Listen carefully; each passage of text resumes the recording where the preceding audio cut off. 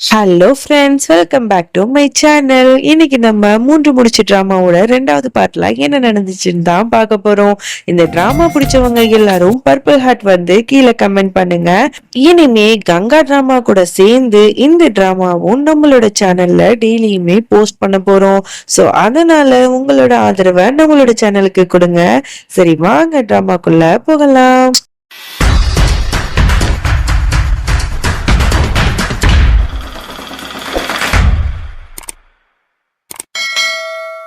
Starting சீன்ல நம்மளோட சீமா, அவளோட அம்மா எல்லாருமே சேர்ந்து ஃபேமிலியோட ட்ரெஸ் எல்லாம் எடுத்துட்டு இருப்பாங்களா. அப்ப கரெக்டா அப்பாக்காரரு வந்துடுறாரு. அவரை பார்த்துட்டு எல்லாரும் அப்படியே அதிர்ச்சியா பார்த்துட்டு இருக்காங்க. உடனே அப்பாக்காரரு திட்டுறாரு, என்னது இது புது பழக்கமா இருக்கு, இந்த மாதிரி ட்ரெஸ் எல்லாம் வீட்டுக்கு வந்து வாங்குற பழக்கம் எப்பல இருந்து ஆரம்பிச்சீங்க அப்படிங்கிற மாதிரிலாம் கேட்க, அப்பதான் வந்து அத்தைக்காரி வந்து சொல்லி சமாளிக்கிறா, அதெல்லாம் ஒண்ணும் இல்லடா, பார்க்கறதுக்கு ரொம்பவே நல்லா இருந்துச்சு, அப்புறம் ஆஃபரும் போட்டிருக்கான்னு சொன்னாங்கல்ல, அதனாலதான் பிள்ளைங்களுக்கு எல்லாம் ட்ரெஸ் வேணுமேனு நான் வந்து இதெல்லாம் வந்து எடுத்துட்டு வந்தேன், வேற ஒண்ணும் இல்ல அப்படி இப்படின்னு சொல்லி சமாளிக்கிறாங்க. அதோட கொஞ்ச நேரத்துல வந்து காலிங் பெல் அடிக்கிற சவுண்ட் கேக்குது. யாருன்னு சொல்லிட்டு பார்த்தா அவர் வந்து தெரிஞ்சவர் தான் போல. சோ கேபிள் கனெக்ஷன் சம்பந்தமா வந்து டிவி சம்பந்தமா வந்திருப்பாரு. உடனே வந்து அவர்கிட்ட வந்து என்ன ஏது அப்படின்னு சொல்லிட்டு கேட்கும் போது, இந்த மாதிரி இந்த மந்த் லாஸ்ட்ல ஒரு ஷோ வந்து வரப்போகுது, அது வந்து ரொம்பவே சூப்பரா இருக்கும், ஒரு டான்ஸ் ஷோ தான், அந்த ஷோல ஷாருக் கான் எல்லாம் வராரு, அதனால அந்த ஷோ வந்து எல்லாருமே இந்த தெருவில் இருக்கிற எல்லாமே வந்து ரொம்ப விரும்பி பாக்குறாங்க, நீங்களும் வந்து டிவில அந்த சேனலை ஆட் பண்ணிக்கோங்க, உங்களுக்கும் வந்து ரொம்பவே சூப்பரா இருக்கும், உங்க பசங்க எல்லாம் ஜாலியா இன்ட்ரெஸ்டா பாப்பாங்க அப்படிங்கிற மாதிரிலாம் சொல்ல, உடனே இவருக்கு பயங்கரமா கோவம் இருந்தது. பாருங்க, சினிமா சம்பந்தமா என்னோட பசங்களுக்கு நான் எதுவும் காட்ட மாட்டேன், அதனால தேவையில்லை அப்படிங்கிற மாதிரிலாம் சொல்லியிருப்பாரு. உடனே இந்த விஷயத்த கேட்ட சீமாக்கு பயங்கரமா ஷாக் ஆகுது. என்னடா அது, இப்போ வந்து இந்த ஷோ வந்து பப்ளிக்கா டெலிகாஸ்ட் பண்ணுவாங்களா, அப்படி டெலிகாஸ்ட் பண்ணா நான் வந்து இதுல கலந்துக்கிறது வந்து அப்பாக்கு தெரிஞ்சிருமே, இது சரியா வராது, இதுக்கப்புறம் நம்ம வந்து அந்த ஷோல கலந்துக்க கூடாது அப்படிங்கிற மாதிரி முடிவு பண்றா. அப்ப கரெக்டா பவரும் கட் ஆகுதா. அப்ப வந்து சீமாக்கு ரொம்ப அழுக வந்துருது. அப்படியே அழுதுட்டே இருக்கா, அப்பாட்டு நம்ம இந்த விஷயத்த மறைக்கிறோமே, நம்ம ரொம்ப மோசமான பொண்ணு அப்படின்னு சொல்லிட்டு ரொம்ப ஃபீல் பண்ணி அழறா. அதோட அடுத்த நாள் ஆகுது. அவ காலையில எந்திரிச்சதுல இருந்து அதை பத்தியே நினைச்சிட்டு இருக்கா. எப்படியாவது இந்த ஷோல இருந்து நம்ம வந்து கலந்துக்க கூடாது அப்படிங்கிற மாதிரி முடிவே பண்ணிட்டா போல. ஆனா இந்த விஷயத்த யார்ட்டையுமே அவ சொல்லவே இல்லை.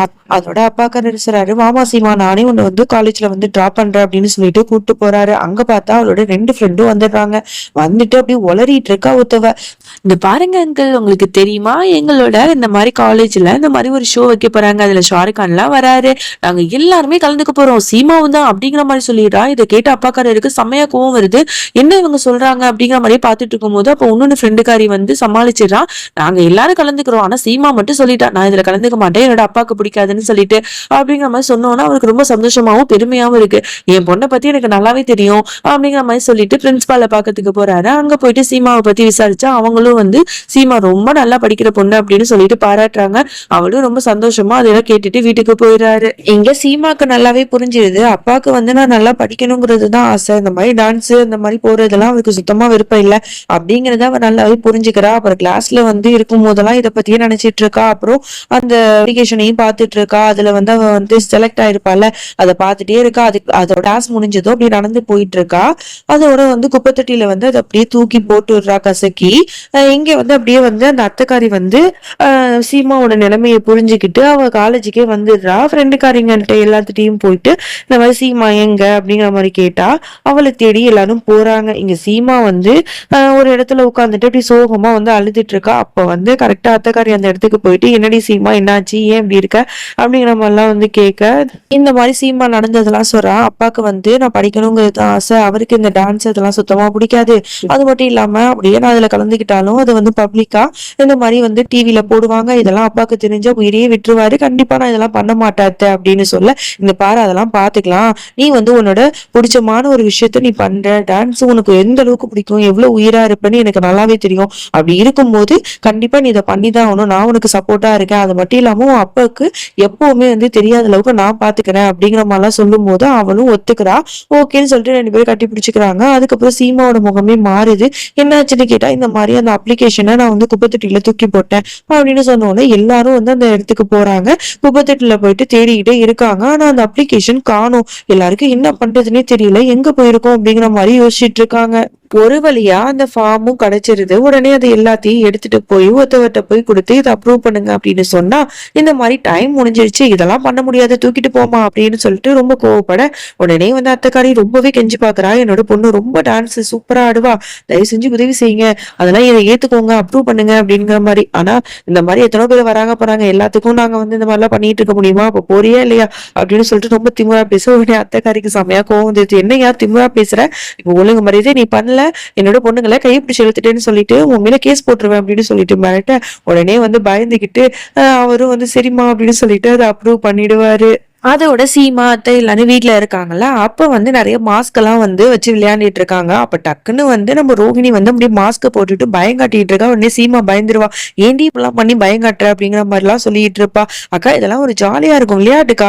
இருங்க இருங்க நம்ம தம்பி வருவான்ல, அவன எப்படி பயம் காட்டுறேன்னு பாருங்க" அப்படின்னு சொல்லிட்டு தம்பிக்காரன் வரான். உடனே இவ வந்து ஒரு பேய் மாஸ்க்க கொண்டு போய் அப்படியே போய் பயம் காட்டுறான். அவன் அப்படியே விறைச்சு போய் நிக்கிறான். "ஐயய்யோ! எதுக்கு இப்படி பண்றீங்க? யாரு நீங்க?" அப்படின்னு. "நான் தான் பேய்" அப்படின்னு சொல்லிட்டு ரொம்ப பயம் காட்டுறா. அதுக்கப்புறம் இவ ரொம்ப பயந்துட்டதுக்கு அப்புறம் நான் தான்டா அப்படின்னு சொன்ன உடனே திட்டுறான். "உனக்கெல்லாம் கொஞ்சம் கூட மனசாட்சியே இல்லையா? அக்கா வந்துட்டு இப்படி பயங்காட்டுறியே" அப்படின்னு சொல்லிட்டு சண்டை போட்டுட்டு இருக்கான். அப்புறம் பக்கத்து வீட்டு பையனும் வந்து மாஸ்க போட்டு விளையாண்டுட்டு இருக்கானா, அப்ப கரெக்டா வந்து அப்பாக்காரர் வந்துடுறாரு. இந்த பையனை பார்த்துட்டு உடனே செம்ம கத்து. "யாரை கேட்டு இந்த பக்கத்து வீட்டு பையனை நம்ம வீட்டுக்குள்ளாக்க அனுமதிச்சீங்க? 2 பொம்பளை பசங்க இருக்காங்கல்ல, உனக்கு அறிவே இல்லையா? எதுக்கு இவன்லாம் வந்து இங்க வரான்?" அப்படிங்கிற மாதிரி சொல்ல, "இல்லப்பா அவன் வந்து ஏதோ வந்து ஒரு வாங்க வந்தான். ஏதோ சாப்பாடு வந்து இல்ல அப்படின்னு சொல்லிட்டு ஏதோ ஒண்ணு வாங்க வந்தான். வேற ஒண்ணும் இல்ல" அப்படின்னு சொல்லிட்டு அத்தைக்காரி சமாளிக்கிறா. ஏதாவது சொல்லி சமாளிங்க அப்படிங்கிற மாதிரி கோவத்துல அவரும் போயிடுறாரு. அதோட வந்து இந்த மாதிரி டான்ஸ் பெர்ஃபார்மன்ஸ் பண்ணும்போது நல்ல அழகா வந்து ட்ரெஸ் போடணும்ல, லெஹாங்கா. அதுக்காக போயிட்டு ஒரு தையல்காரர்கிட்ட போயிட்டு ட்ரெஸ் எல்லாம் வந்து அளவுக்கு கொடுத்துட்டு இருக்காங்க 2 பேரும். அதுக்கப்புறம் வீட்டுக்கு வந்து டான்ஸ் எல்லாம் பிராக்டிஸ் பண்ணிட்டு இருக்கா. அப்ப அவளுக்கு ஒரு பெரிய டவுட். எப்படியும் டிவில டெலிகாஸ்ட் பண்ணா இந்த மாதிரி என்னோட ஃபேஸ் தெரியுமே, அதுக்கு என்னதான் பண்றது அப்படின்னு யோசிக்கும் போது அப்பதான் வந்து தங்கச்சிக்காரி வந்து ஐடியா கொடுக்குறா. இந்த மாதிரி முக்காடு போட்டுக்கோ, ஃபேஸ மறைச்சுக்கோ, ஃபேஸ் தெரியாது அப்படின்னு. அதோட இதை கேட்ட சீமாக்கு செம்ம ஹாப்பியா இருக்கு. இது பயங்கரமான சூப்பரான ஐடியாடி, இதையே நான் ஃபாலோ பண்றேன் அப்படின்னு சொல்லிட்டு முக்காடு போட்டுட்டே டான்ஸ் ஆடி பாக்குறா. அதோட ஒரு வழியா சூப்பரா வந்து பிராக்டிஸும் பண்ணிடுறா. அதோட கடைசியா அவ வந்து டான்ஸுக்கு ஆட வேண்டிய அந்த லெஹாங்காவும் வந்துருது. அதை போட்டு பார்த்துட்டு ஐயோ பர்ஃபெக்டா இருக்கு, செம்மையா இருக்கு அப்படின்னு சொல்லிட்டு அக்காலும் தங்கச்சியும் ஜாலியா என்ஜாய் பண்ணிட்டு இருக்காளுங்க. அதோட அடுத்த நாள் ஆகுது. இந்த மாரி அப்பாக்காரரோட ஃப்ரெண்டு வந்து வந்துடுறாரு. வந்துட்டு ஒரு அதிர்ச்சியான செய்திய சொல்றாரு. இந்த மாதிரி வந்து இந்த மாரி நம்ம சீமாக்காக நான் வந்து ஒரு நல்ல வரன வந்து பார்த்துட்டு வந்திருக்கேன். அது வந்து ரொம்பவே வந்து பெரிய குடும்பம். பேரே வந்து பரத்வாஜ் ஃபேமிலி. அந்த குடும்பத்துல வந்து காசு இருக்கு, பணம் இருக்கு, அந்தஸ்து இருக்கு. அதே மாதிரி அங்க இருக்கிறவங்க எல்லாரும் ரொம்ப நல்லவங்க. நம்ம சீமாவ ரொம்ப நல்லா பார்த்துப்பாங்க. அப்படிங்கிற மாரிலாம் சொல்லிட்டு அப்படியே புகழ்ந்து தள்ளிட்டு இருக்காரு. இதெல்லாம் கேட்கிற சீமாவுக்கு பயங்கர ஷாக் ஆகுது. என்ன கல்யாணமாங்கிற மாதிரியே பார்த்துட்டு இருக்கா. இப்ப மட்டும் நம்மளோட சீமாவை வந்து அவங்க பார்த்துட்டு போயிட்டாங்கன்னா உடனே கல்யாணத்தை வச்சிருப்பாங்க. "நீ என்ன சொல்ற?" அப்படின்னு கேட்டா உடனே அப்பாக்காரர் வந்து யோசிக்கிறாரு. சீமா வந்து இன்னும் சின்ன பொண்ணு தானே, படிச்சுட்டு தானே இருக்கா, அவளுக்கு அவ்வளவு சீக்கிரம் எதுக்கு கல்யாணமா அப்படின்னு கேட்டா, "இந்த பாருப்பா இந்த மாதிரி நல்ல வரன்லாம் அடிக்கடி வராது. வரும்போதே நம்ம தான் யூஸ் பண்ணிக்கணும். இப்ப என்ன கல்யாணத்துக்கு அப்புறம் படிக்க வச்சுக்கலாம்" அப்படி இப்படின்னு சொல்லி அவரை சமாதானப்படுத்த உடனே அவரும் ஓகேன்னு சொல்லிடுறாரு. அதோட அடுத்த நாள் ஆகுது. சீமா ரொம்பவே சோகமா இருக்கா. இன்னைக்கு பொண்ணு பார்க்க வருவாங்க இல்லையா, அதே மாதிரி இன்னைக்கு தானே ஆடிஷன் இருக்கு அப்படின்னு சொல்லிட்டு ரொம்ப டென்ஷனா இருக்கா. அப்பதான் வந்து அத்தைக்காரி வந்து சர்ப்ரைஸா ஒரு போன் எடுத்துட்டு வந்து கொடுக்குறா. "என்ன அத்தை என்னாச்சு? இந்த போன் எதுக்கு?" அப்படின்னு கேட்டா, "இந்த போனை நீ பத்திரமா வச்சுக்க. இன்னைக்கு பொண்ணு பார்க்க வராங்க தான், ஆனா ஆடிஷனுக்கு நீ கண்டிப்பா அங்க போகணும். நீ போ, நாங்க பாத்துக்கிறோம்" அப்படிங்கிற மாதிரிலாம் சொல்ல, "இது எப்படி சாத்தியமாகும்?" அப்படிங்கிற மாதிரிலாம் அவ கேக்குறா. "அதெல்லாம் நாங்க பாத்துக்கிறோமா, நீ போ" அப்படின்னு சொல்லிட்டு அவளை வந்து வாழ்த்தி அனுப்பி வைக்கிறாங்க. அம்மா கிட்டயும் ஆசீர்வாதம் வாங்கிட்டு அவளும் வந்து அழகா வந்து போறா கிளம்பி ஆடிஷனுக்கு. அதே ஆடிஷனுக்கு தான் நம்மளோட அப்பாக்காரரும் வந்து ஏதோ ஒரு வேலை விஷயமா வந்திருப்பாரு. இங்க இருக்கிற கூட்டத்தெல்லாம் பார்த்துட்டு இப்படி புலம்பிட்டு இருக்காரு. "இந்த சினிமாக்கு அடிக்ட் ஆகி எதுக்கு இந்த பசங்க எல்லாம் இப்படி சுத்திட்டு இருக்காங்கன்னு தெரியலையே" அப்படின்னு சொல்லிட்டு அங்க வந்து சீமாவோட 2 ஃப்ரெண்ட்ஸ் அங்க இருக்கிறத பார்த்துட்டு, "நீங்க 2 பேரும் இங்க என்னமா பண்றீங்க?" அப்படின்னு கேட்டா, "இந்த மாதிரி வந்து ஷாருக் கானை பார்க்க வந்தோம்" அப்படின்னு சொன்ன உடனே அவர் கடுப்படிக்கிறாரு. "என்னோட பொண்ணை பாத்தீங்களா எவ்வளவு நல்ல விதமா இருக்கான்னு, அவளோட ஃப்ரெண்டா இருந்துட்டு இப்படி இருக்கீங்களே" அப்படின்னு சொல்லிட்டு புலம்பிட்டு இருக்காரு. அவதான் அந்த ஃப்ரெண்டுக்காரி உளறிறா. "சீமாவும் இங்க தானே இருக்கா" அப்படின்னு சொல்லிட்டு. "என்ன சொல்ற? சீமா இங்க இருக்கா?" இருக்காளா அப்படிங்கிற மாதிரி அப்பாக்காரரு கேட்க, உடனே வந்து அந்த இன்னொரு ஃப்ரெண்டுக்காரி சமாளிச்சிடுறா எப்போதும் போல. ஐயோ இல்ல அங்கிள், அவ வந்து வீட்டுல தானே இருக்கா, இவ உளர்றா, இவ சொல்றது எதுவும் பெருசா எடுத்துக்காதீங்க அப்படிங்கிற மாதிரி சொல்லி சமாளிச்சிடுறா. ஒரு வழியா அவரை அனுப்பி வச்சுட்டு சீமா எல்லாரும் சேர்ந்து உள்ளாக்க வந்து ஆடிஷன் உள்ளாக்க போயிடுறாங்க. அதோட இங்க வந்து கொஞ்சம் கொஞ்சமா நேரம் ஆயிட்டே இருக்கு. பரத்வாஜ் ஃபேமிலில இருந்து எல்லாம் வர வேண்டிய நேரம் வந்துருச்சு போல. உடனே வந்து அம்மாக்காரங்க ஃபோன் பண்ணி டைம் ஆயிடுச்சுமா, எல்லாரும் வந்துட்டு இருக்கதா சொல்றாங்க, நீ எப்பமா வருவ அப்படிங்கிற மாதிரி கேட்டுருந்த உடனே இவளுக்கு ரொம்ப பதட்டமாகுது.